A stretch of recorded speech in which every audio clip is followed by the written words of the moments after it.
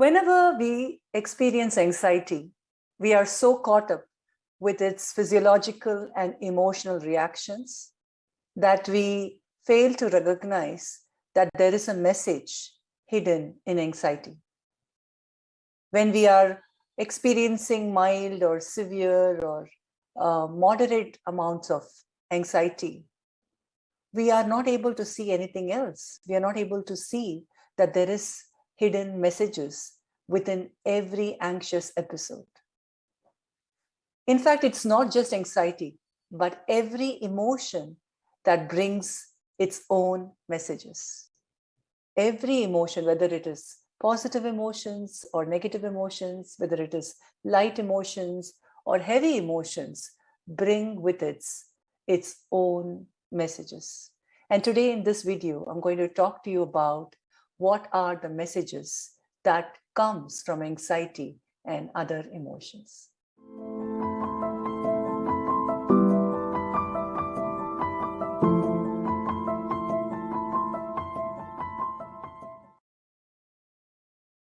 Yes, anxiety is a messenger.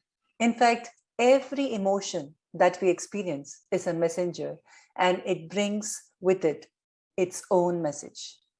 So let's go through some of the common emotions that we face and look through what might be the messages hidden in those emotions. Let's start with anger. Anger happens when our protection system is affected. And maybe someone or something has invaded our space, our emotional, physical, and emotional boundaries. In such a case, what is the question that needs to be asked?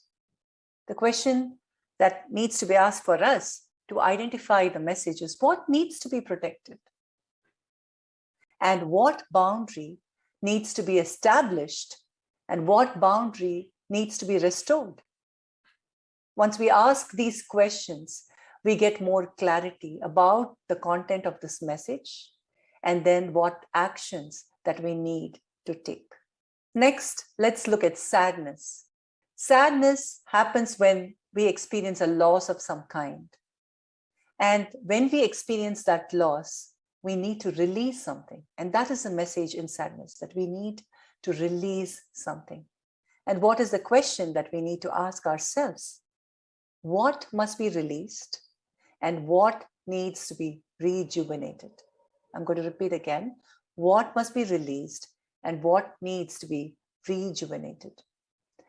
Let's come to fear or anxiety. Fear or anxiety comes to help us identify some kind of threat that we are experiencing. It's a sign or an alarm system that gives an indication of some kind of threat that we are experiencing. Now, that threat could be physical, it could be emotional, it could be an external threat, or it could be an internal threat. And when we have fear, when we experience symptoms of anxiety, this emotion helps us understand that there is some threat and helps us assess what kind of danger we have and what we can do about it. It helps us understand the magnitude of that danger or threat and what we can do about it. So the question that we need to ask ourselves is, what is a threat and what are the actions that I need to do in order to get back into my safety zone? What is a threat and what is the action that I need to do to get back into the safety zone? Now let's look at the next emotion, which is disappointment. Now, disappointment reveals the gap between our expectations and reality, between our beliefs and between reality. And the question that we need to ask ourselves is, what is the gap? And how can I cross it? What is the gap and how I can cross it? Now, the next emotion is frustration. We all get frustrated, don't we? And frustration, when it happens, it signifies that there is a block that we are feeling within ourselves. It can be an energetic block. It can be a block of expression. It can be a block of being able to take some action, of a behavior.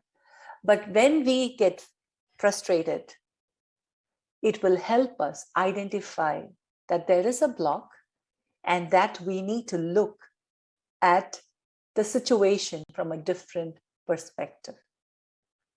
It's a signal that we need to look at the situation from a different perspective. And the question to ask is, where is the block and what can I do differently? Where is the block and what can I do differently?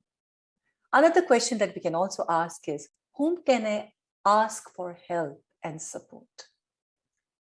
Whom can I ask for help and support? Next, we come to a big emotion, guilt. What is the message? You must be wondering, what is the message in guilt? Now, guilt means that you yourself have crossed some boundaries, your own boundaries, boundaries of values, boundaries of ethics. And that's why you're feeling that guilt, because your conscience is bothering you. So guilt is a sign that we have crossed our own boundaries. Now, what is the question that we need to ask? Now, most of the time we cross boundaries because we are trying to meet some needs of ours, and in the process, we cross our own boundaries, trying to meet those needs. So a good question to ask when we are going through guilt is, how can I get my needs met in a more productive way? How can I get my needs met in a more conscientious way? And who can help me do this? Isn't this fabulous? You know, when the more we ask these questions, the more clarity we get about ourselves, the more clarity we get about our own sense of values, our boundaries, and then we are able to take action in a more loving way, loving to ourselves and loving to the other person. Another emotion that I want to share about is irritation. Now, irritation tells you that you need more space.